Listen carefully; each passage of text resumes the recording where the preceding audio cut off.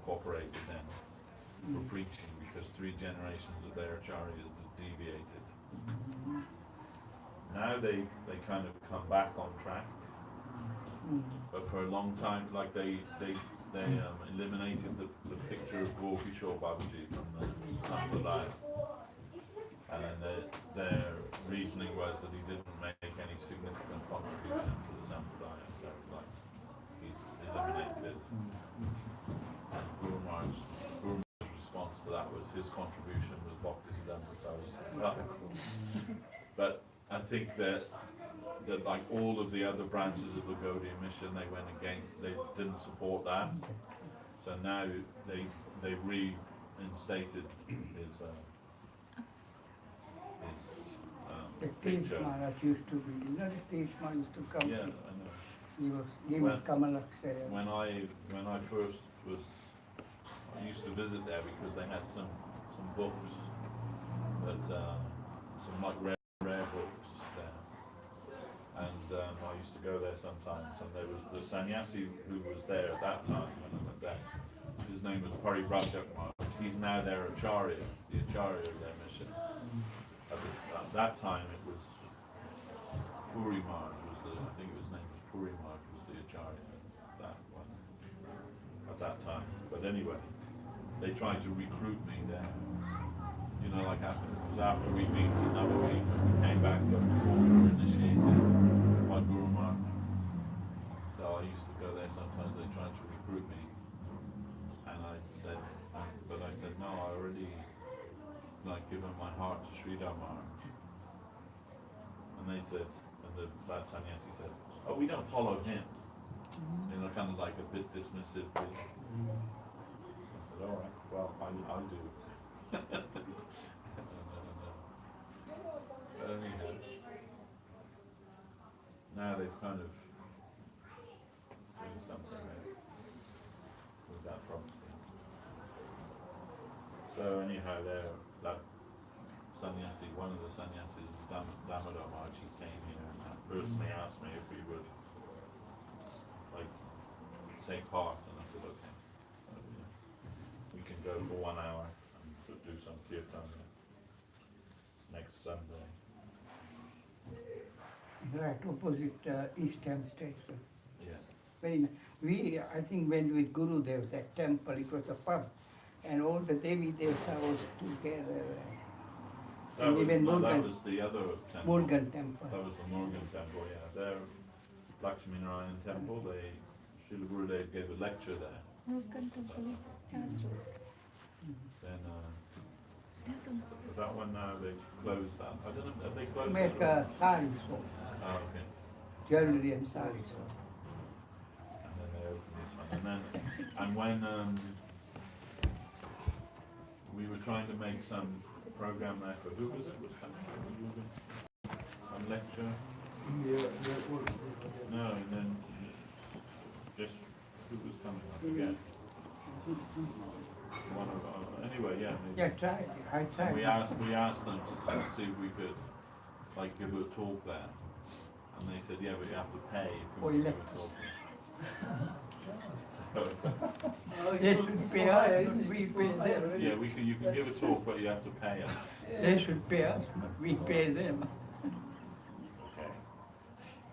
Because I think they maybe spent so much money making that temple, Yeah. and it's very nice, beautiful looking. Hanuman in the middle, right? But Around probably the owe a way. lot of money. But I mean, people come and give money when they come, don't they? Yeah, So that's what it's about. That's what the maintenance of the temple. yeah. When you come in, they do some service. They charge you for it. So. Big Hanuman, 18 foot. Ah, sir. And downstairs Opposite is estate. Okay, okay, so from now on, anybody's coming to You drive. bring milk or water, and before you come in, you have to pay a fee. Or flowers. You're going to bring some flowers for Krishna before you come in. Anyway, some money. then and the next day, of course, is Radhastami. So we'll be making some festival here on Radhastami on the Monday, and we should try and come if we can. This that? year, all the festivals days. Yeah. That's the weekend. But people Yes. get holiday, you know. This is why I don't understand that people don't take leave for those days when they, if they haven't leave entitlement, they should take. And, that's why I made my job so that I can get time off. I mean, I can't get time off for every festival, but most of them, as soon as as soon as I get the new Vaishnav calendar comes out, first thing I do is I mark every one that I need to take time off for. Because sometimes they fall on a Sunday, so happy days, you know, Saturday or Sunday, happy days. But those that don't, that fall in the week, important days, like Janmashtami, like Radhastami, Guru Purnima, you know, Guru Maharaj's appearance day, Guru Day's appearance day, disappearance day, God's appearance, disappearance, Saraswati Thakur. I mean, you know, like, where do you start to draw the line? Do you know what I mean? Bhaktivinoda Thakur, Haridas, you know. But anyway, you Jiva kind Goswami. of you have to think, like, which are the most important ones. And the way I gauge that is, like, the ones that Guru Maharaj gave most importance to, and that he would be most, he would expect us to observe, you know. So some were like expected to observe. I mean, all of them were expected to observe in one way or another, but like some important. And if you're a, you know, Krista, then you have to, you have to choose. You have to choose which ones, you know. So, but that's what I do. Then as soon as I get, I know how many days leave I've got, then I start marking them off. I'll need to do this, and sometimes when they're all in the week and they don't work out to be on the weekend, I haven't got enough leave to even cover all of those ones. And I say, oh, I'm gonna have to throw a sick day on that one. And so there's this thing like, what am I working for? Like, what's my life for? Is it just for working and earning money, or is it so that I can, you know, utilize my time for these festivals? I remember one time, many years ago when we were in Dinsdale Road, and the person in charge there, he wouldn't spend any money. It was Radhastami actually that was coming out. He wouldn't spend any money for that festival, and I asked him, Marge, you know, Radhastami, we need to make a festival. He said, then you make the festival, you pay for it. And he was kind of like going off a little bit at that time. So I said, okay. And I went round all the devotees and I collected money for the festival. And being the idiot that I am, I gave the money to him. And then he still wouldn't give the money for the festival.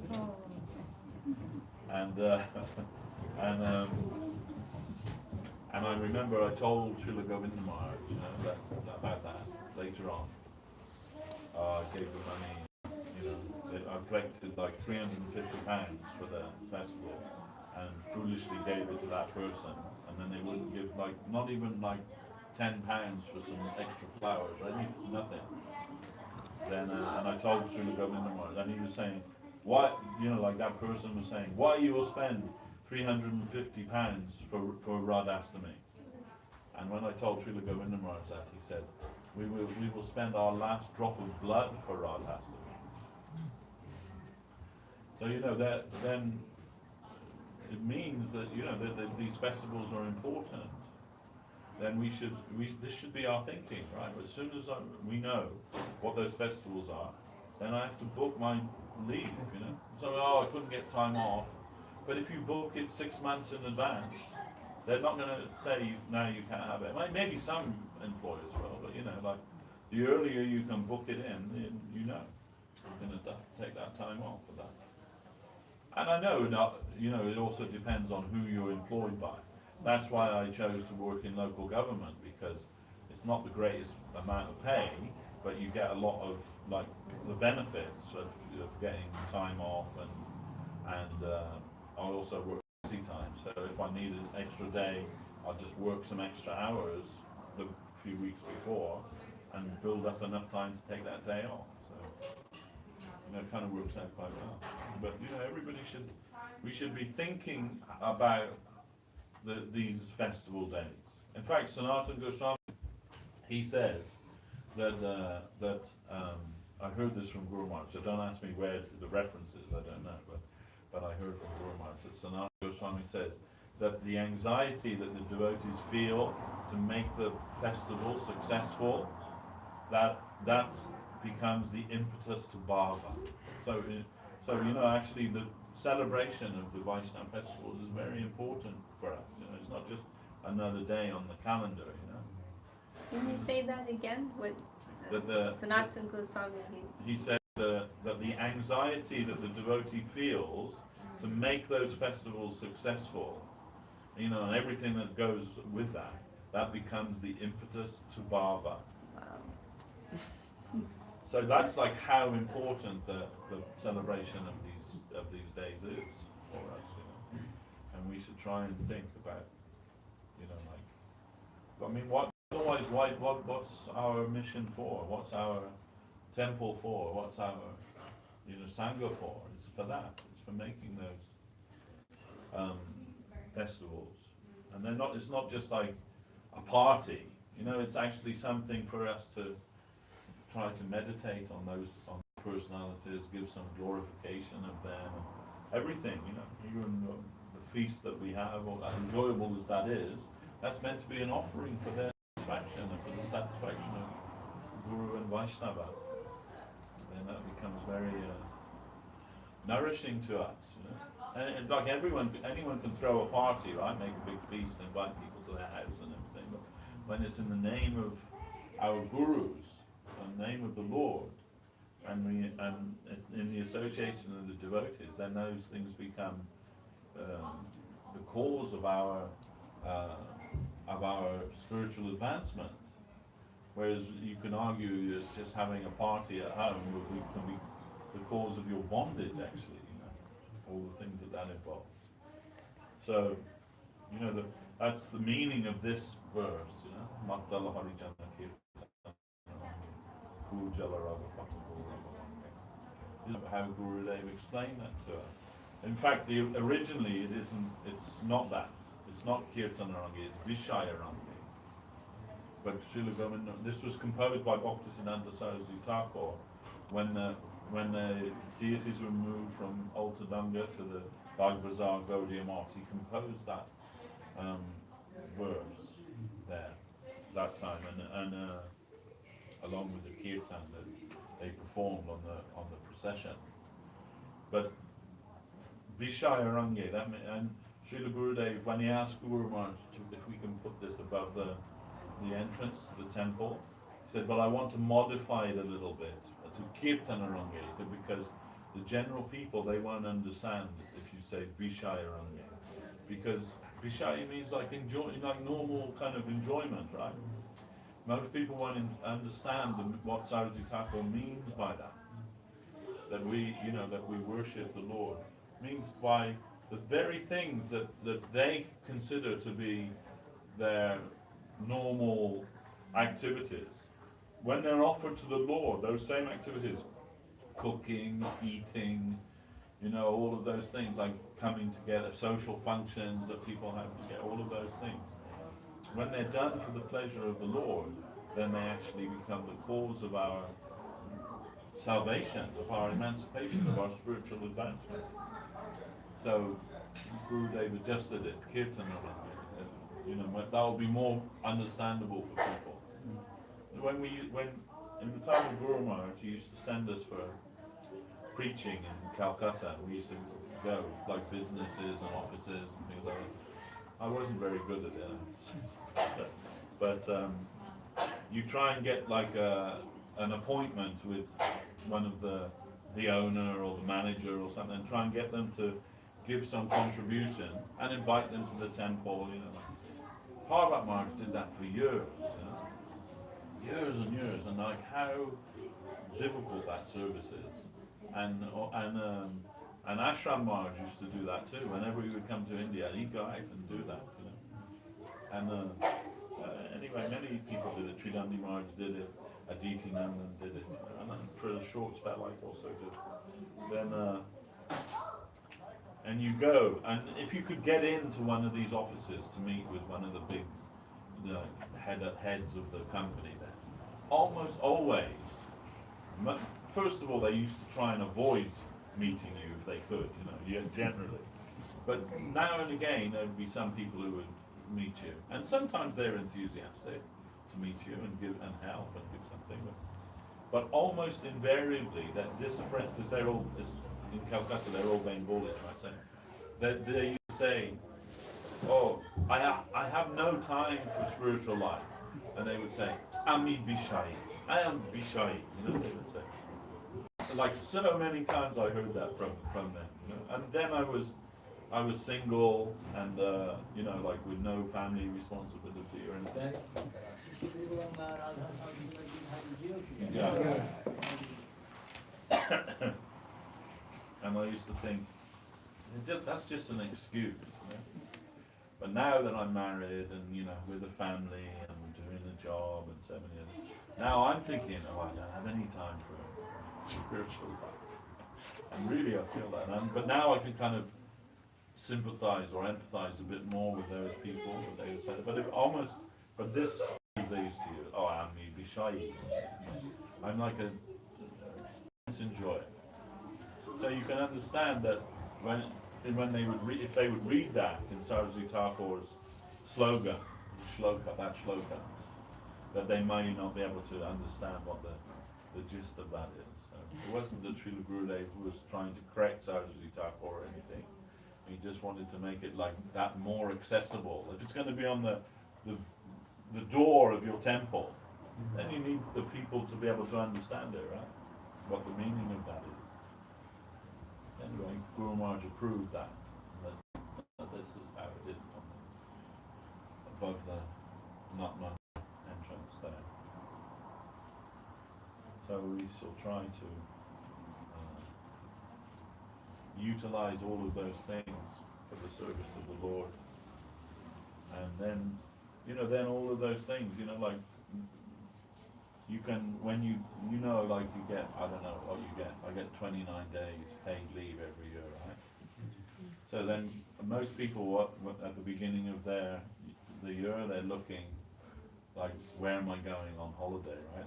They're like trying to work all that out, where am I going to have my fortnight or whatever it is, But the devotees, they should be looking like, okay, which festivals do I have to book up the time off for? I have to go now, 4 months, and come back. So it's kind of important that we try to mold our life around the temple, and our service life. Not that it should be just that we fit in when we can, but it should be. Everything should be like that. Even down to like what we do as a job should be about that. Like we have to make our way in the world, but if you're going to make your way working in McDonald's, that's obviously not going to be conducive to spiritual life, is it? At least those things we have to avoid. The places of Kali, the betting shop, the meat places, the drinking alcohol and all that. Working as a barman might not be a good thing, One of our devotees, a friend, he is a disciple of Prabhupada. I haven't seen him for many years. Maybe you remember him. Bhakti Das, remember him? He was from Wales, he was well. Anyway, I used to share a room with him at Vedanta Manor. And he told me when he got initiated, he was working in a brewery. And he was initiated by Prabhupada, and he asked Prabhupada, should I give up my job at the brewery? And Prabhupada said, no, you've got a family to support. You have to do your job, Then I had to support them. He said, but when I took second initiation, then Prabhupada said, now you have to leave the job at the brewery because a Brahmin cannot work in a brewery. So, at least like the places that we know are the places of Kali, we should not make our living there, There are other things you can do. We don't need to do that. And, it's not like that's the most important thing in our life is making a living. there's like two lines of thought about that. One was, I went for a job at this firm of architects in London. They're very famous. Ovarup, they're called, and they're actually called Arup, and Ovarup was the person who established that company, and many of the big buildings around London, he designed those. You know, he's very famous. Anyway, I didn't get the job, but I went for an interview at one of those jobs, and before the interview, they like send you all this information about the company, and that was one of the things that he said there was, what you do for your livelihood should be what you love. He said, right? And I'm thinking, yeah, that's great for like him, or you know, maybe if you're Paul McCartney and you wake up every morning thinking, yeah, what I do, I love it, you know. But for most of us, we kind of make some compromise, right? We just do what we need to do. And this was the opposite, the other side of that. Henry Ford, you know, the inventor of the Ford motor car and founder of the Ford. He said, what we do as a job is to facilitate the things that we love. And I think that's a better way of looking at it, especially for a devotee, you know. What we do is what enables us to be able to do what we love. And that is to serve Krishna and serve the Vaishnavas. And that should be our thinking. Like, what am I going to do in my life for a career, to make my money, or whatever that is? If that's going to take you away from the service of Krishna, don't do it. I mean, seriously. I mean, when I went to art college, Hereford Art College, I mean, admittedly I dropped out to become a Hare Krishna, joined the Hare Krishna movement. But I saw, right, that my classmate, he's now the head of the BBC Technical Arts Department. And you know, you see his name, he does like the stage sets for Doctor Who and all of these like shows and everything. And I remember when I was at college with him, he wasn't as, I say this with, try to be modest, but he wasn't as talented as I was. Sorry, that sounds terrible, isn't it? But as like a draftsman, as an artist, a graphic designer, I was better than he was. So sometimes I think, oh, that could be me, head of the BBC Arts Department now. You know, I'd probably have a nice, like, mock Tudor mansion somewhere in the country where I'd be living, you know, everything. But I wouldn't have Krishna consciousness, you know. So I often think like that, you know, like, if I had my life over again, if I hadn't have dropped out of college, like, where could I have been today, you know? But then I think, but if I had my time over again, I'd have to do what I did again, if that meant that I would come in contact with Krishna consciousness. Even if it means that I wouldn't become, if I had the opportunity to become this successful, you know, head of the BBC Arts, or whatever it might be, right? I'd have to not accept that, because if that meant that I wouldn't come in contact with Krishna consciousness, that I wouldn't have been able to do all the things that I did. You know, my life, the years that I learned in ISKCON, and then meeting Guru Maharaj and all of those things. So, okay, now I have like a kind of mediocre job, not very exciting, you know, not particularly well paid even. But it keeps the wolf from the door, and it allows me to practice Krishna consciousness. I don't like living in London. I really don't like living in London. Like, who in their right mind would? You know? But I'm not making any plans for the cottage by the sea when I can, like, retire and move away. No, as long as the mott's here and my service is here, that's what I want to do with my life. And what I do as a job and everything, that's only to facilitate that. You know, then, otherwise I just think that's kind of disingenuous, you know. I'll just serve Krishna till something better comes along. Really? Is that what your idea is, you know? So no, you know, then we came to Guru Maharaj, we came to Gurudev, and it means that, right, when we came to be a disciple of our Guru, we promised that I would use my life to serve Krishna. That's what it means to be initiated. I promise my guru that my life will be for the service of Krishna. So okay, things happen in our life, we get married, we have children, we have many things that come in our way. But that's just a challenge to us, should just be a challenge to us. How will I adjust that so I can still utilize my time and my energy for the service of my Lord? I promised my Guru Dev, I can't change that, I can't go back on that.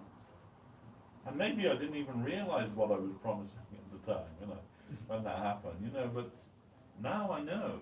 That's what it means, for somebody to accept you as their disciple. It means you promise to use your time and your life and your energy and your money and your everything for the service of Krishna. He's given us the opportunity to do that. And we shouldn't be making plans to do something else. That's an awful kind of betrayal of trust. We should be, if we're making any plans, it should be to do more service for Krishna, to try and utilize more of our time, more of our energy, more of our, for the service of our Guru Dev. Anyway, that's just kind of came in my mind now, and I just wanted to say that because that sort of starts with looking every year, what will I do this year in Krishna consciousness? That's what it means. Not just the Vaishnava calendar so you don't miss the Ekadashi. It should be no, I have a whole year to understand how am I going to spend that time in Krishna consciousness. It's not a bad thing to do, is it? I think a lot of us when we come to Guru take initiation, come out with the mentality that we get connected with them and they take us home, and that's it. But I think as we progress, of course, we realize, yes, we have to do some things, we have to do service. We have to give ourselves more and more and more and more and completely give ourselves, ultimately. Yeah, I mean, the thing is that we should be molding our life to try and go in that direction. And whether Gurudev takes us home or doesn't take us home, that's not really the question. It might be at some point. Yeah. But as we progress in spiritual life, we should be thinking more. It's no, it's not about me. It's about him. It's about Krishna. And Guru Maharaj used to use that. He used to quote John F. Kennedy. Kennedy used to say, "Don't ask what can my country do for me, but rather ask what can I do for my country." So Guru Maharaj used to say that, don't ask what can Krishna do for me, but rather ask what can I do for Krishna. That's really what spiritual life is about. What can I do? How can I serve? And otherwise it's not real. It's not a real transaction. It should be, if we're actually progressing in spiritual life, we should be thinking more and more. Our spiritual consciousness should be evolving towards service, towards 100% service. Maybe it's when we come to Krishna, it's we want some relief from this material world in some way. We want that promise of an eternal life. We want all of those things. Okay, that's fine. But ultimately, we should understand that we are meant to serve him. We're meant for him. And the awakenment of Krishna consciousness is more, it's about that, the evolving of our consciousness to accommodate that. To leave off our selfish ideas and extended selfish ideas. Because all of that is only temporary. Guru Maharaj used to say, the mania in this world is for home building. So this is the mania of this world. He said, why is it a mania? Because it's not permanent. You're trying to make a permanent arrangement in a world that's impermanent. That's a kind of madness, isn't it? I often, when I heard that, I used to think about, that used to be that TV show Porridge, Ronnie Barker's Porridge. Now in that, they're all in prison, right? But there's one guy in there, he's called Grouty, and he like runs everything in the prison, and he's got a carpet in his cell, he's got a colour TV, he's got a bird cage with a little budgie in it, you know, and all of the like organised crime inside the prison all goes through him. Like, you want anything done, you have to see Mr. Grouty, innit? You have to see Grouty.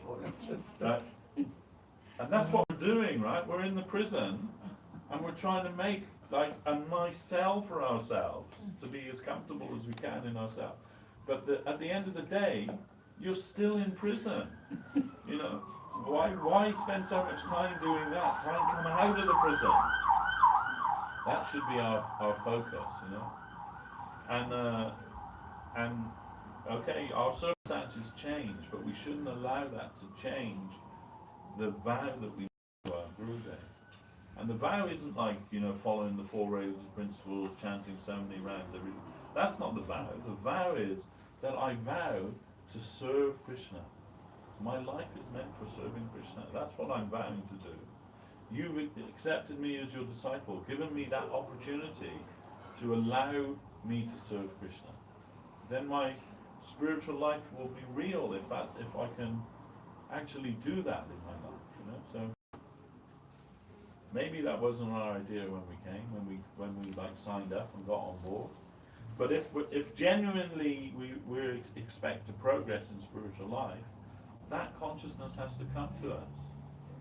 Someday or some way that has to come to us. And then, you know, then we know, okay, we don't have love for Krishna, but that's our goal. We want to love Krishna. And when love comes, when real, genuine love comes, then that will inspire us to serve Krishna in newer and greater and more wonderful ways. But until that day comes, then we have to be dutiful disciples. We have to do our duty to our Guru Day. What we promise, we have to fulfill our promise. And you know what else do we have apart from that?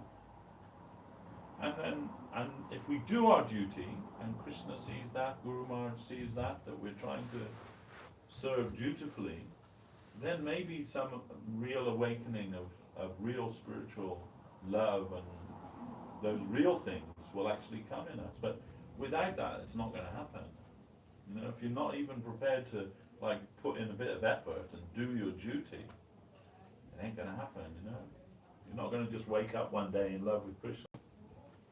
That's not real. That's not a real possibility. I was in America and I was staying with these devotees, and this girl said to me, she's a devotee, you know, she said to me, I love Krishna, David, I really love Krishna. Oh, that's nice. But that sounded to me like, I really love cake. Like cream cakes, I really love them, you know. Like that kind of love, do you know what I mean? What are you doing? If you love Krishna, what are you doing that shows that you love Krishna? You know, like, at least let's show that we have some respect for him. We want to honor him in some way. You know, do we know we have some obligation to him? She's a funny girl. So if you go, I'll be going out to the shops. If you're going to Trader Joe's, just offer up the bread while you're there, will you? So then when we buy it, it'll be prashadam. I said, what if someone else already offered it?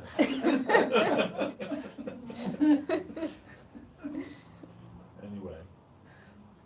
But you know, like, it means we have to grow up a little bit, you know, from our childish idea of Krishna consciousness to like a more real idea about Krishna consciousness. And that means that we have to become a bit serious about our spiritual life. And you know, and mainly I'm preaching to myself when I say these things. So I need to be a bit more serious about spiritual life too. Anyhow. I had a question. Yes, bro. A few days. Also, you mentioned like sometimes the spiritual deviate, or sometimes like someone takes initiation not in that area, like that or something. Yeah. So what happens? Is it really depending on the spiritual master who he is choosing, or is it really depending on him, like the real him? Because even if he's taking an initiation from completely outside of, but maybe it is following. Well, that's a really loaded question. You know, it's a very difficult question too. But what I would say is that first of all, the word initiate means to start, to begin, right? So it's not like the end of spiritual life just to be initiated. It means you're actually beginning your spiritual journey proper. But in our line, more important than diksha is shiksha. Yeah? So that fundamentally, that's the most important thing. But that's not to say that diksha isn't also important. We see that more or less all, as far as I'm aware, all of the followers of Chaitanya Mahaprabhu, they have diksha from somebody. Even though they're associated with Mahaprabhu directly, they took a diksha guru somewhere along the line, you know. But it doesn't mean that all of their diksha gurus were all like perfect. And like you say, sometimes the guru may deviate also. That also happens sometimes, and that's a very unfortunate thing. But that's why it's very important for us to be 100% or as near as possible confident in our guru. What I mean by that is, right, that like in ISKCON they used to have this system. They don't have it so much now. Like they call the zonal acharyas, right? So a particular zone, there was an acharya for that zone. If you lived in that zone or you were joined in that zone, you were expected to take initiation from the acharya in that zone, right? That would be your guru. But Srila Sridhar Maharaj didn't accept that at all. He said, okay, maybe, you know, for the organization, the mission, that may be there.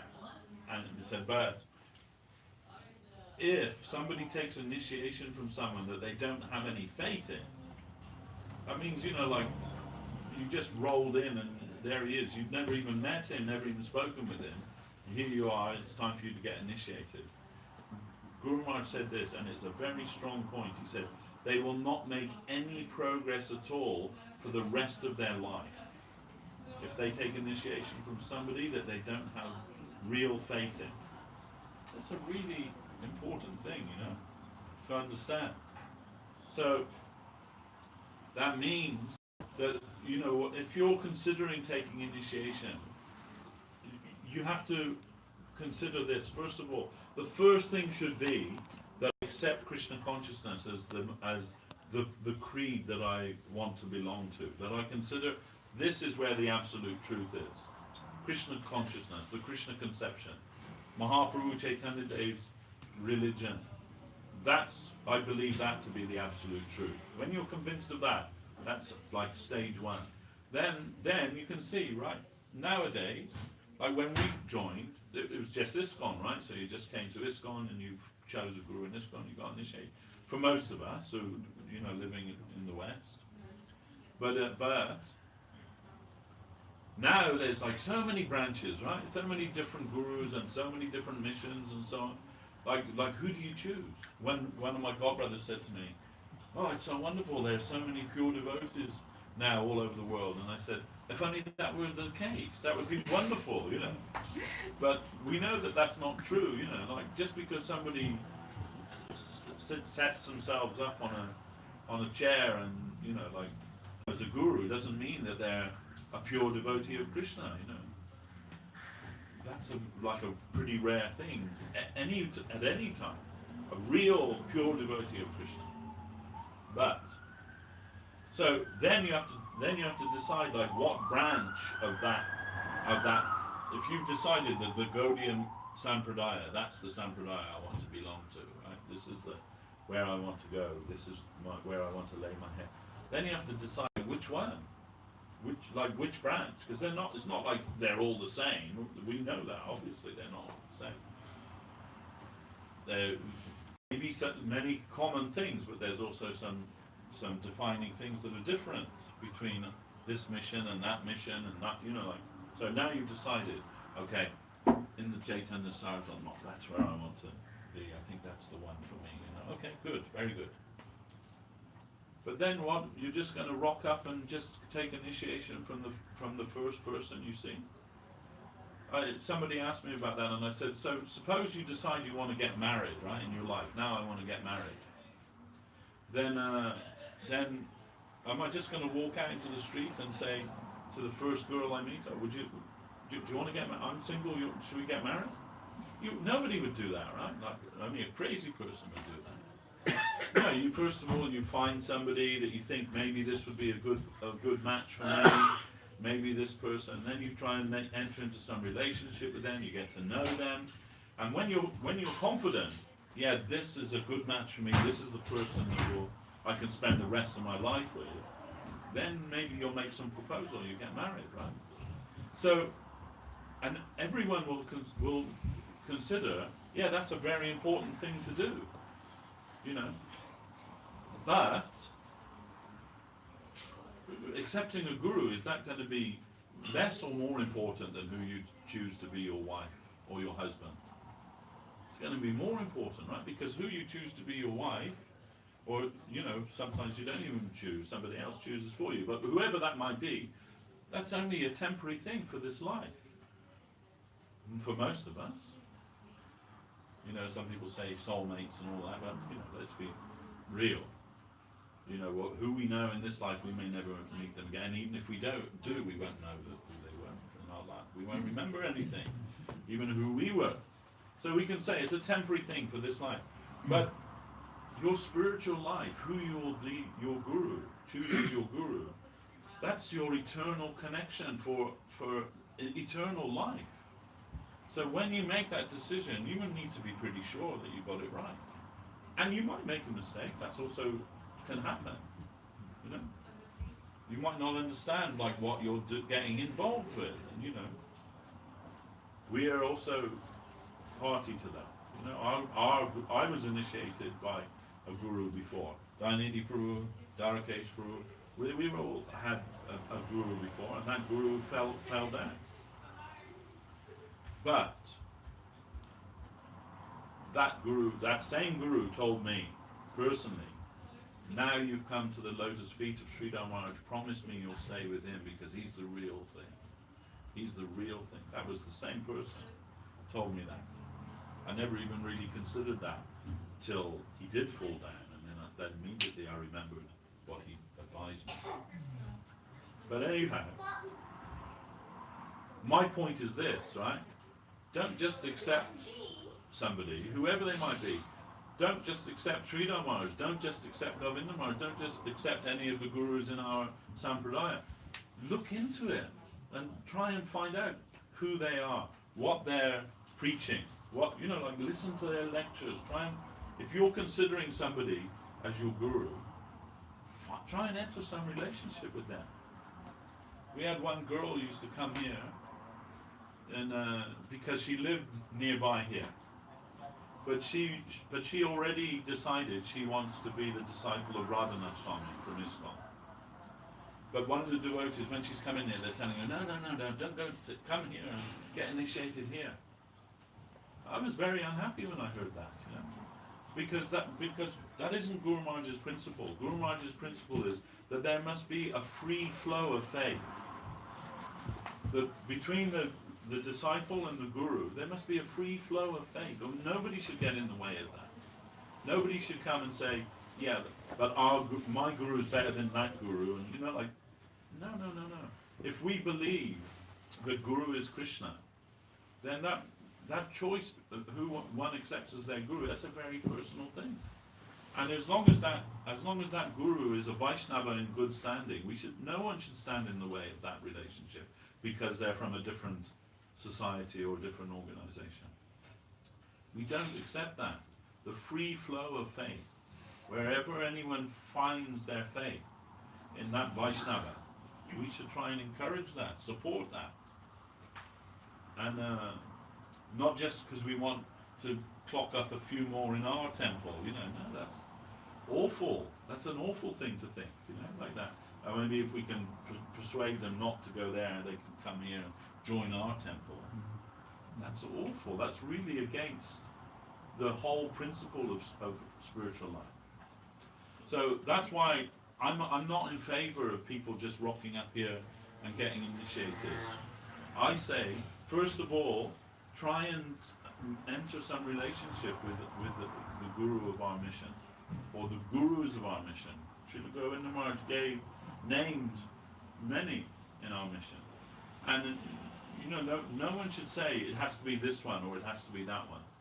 Or even anyone in this mission. It can be in another mission if that's where you feel your heart is taking you.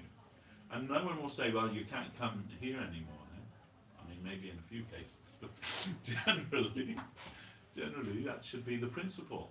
And once somebody has found their guru, but all I'm saying is don't enter that in a light way. And even if later on it turns out you made the wrong choice, we could say that happened to us, right? Bhaktivinoda Thakur says even a wrong road can lead to a right road later on, because Krishna's the guru actually. Finally, he's making the arrangement. So sometimes we have to go through something to teach us a lesson, to bring some lesson home to us, to bring us to the right path. As Sridhar Maharaj would say many times, nobody can cheat me unless I'm in the market to be cheated. No one can deceive me unless I'm in the market to be deceived. So, sincerity is everything. And if you're sincere, Krishna will guide you on the right path. And that may not be the same for you as it is for me. But have faith in the path. This is the first thing. Be faithful and faithful to the path. Guru Maharaj would say, Krishna is not going to lead you down a dark alleyway and stab you in the back. He's going to lead you in the path of light. So, but like the whole guru thing is a very difficult question. Very difficult indeed. In fact, Sridhar Maharaj said one of the 4 tattvas or truths that you can't properly understand with the intellect. So that means a lot of that, what's going on, has to be with the heart. So then to yourself be true. That's all I can say. But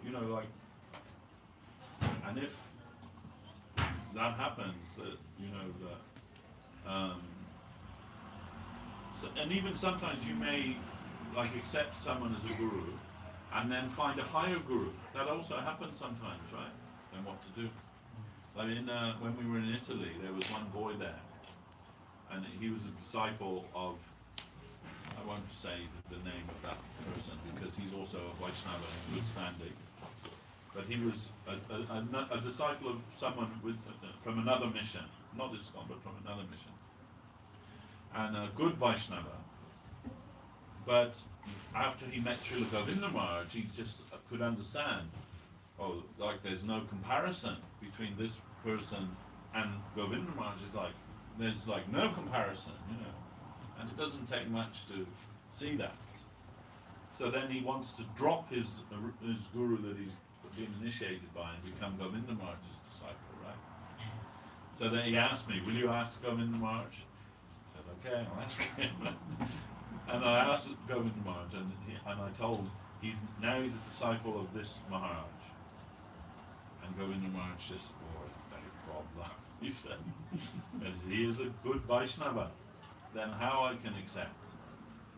Then I said, you can say he can accept you as your Shiksha Guru. He said, yes, you tell him that. I will be his Shiksha Guru. And if he's happy with that, then everything's good. And now I told that devotee, and he was happy with that. Because really, Shiksha is the main thing, right? We can say, in the case of Bhaktivinoda Thakur, right? Bhaktivinoda Thakur was Guru Bipin Bihari Goswami. But he didn't consider him as his guru. He considered Jagannath Das Babaji Maharaj more substantially to be his guru. But he didn't leave Bipin Bihari Goswami and got reinitiated or anything like that. Because Bipin Bihari Goswami was a Vaishnava in good standing. So that's not the criteria. The criteria is shiksha. That's the most important thing. It's not like that, the devotees who came to Mahaprabhu, if they were already initiated, some were initiated in the Sri Sampradaya, but they didn't all like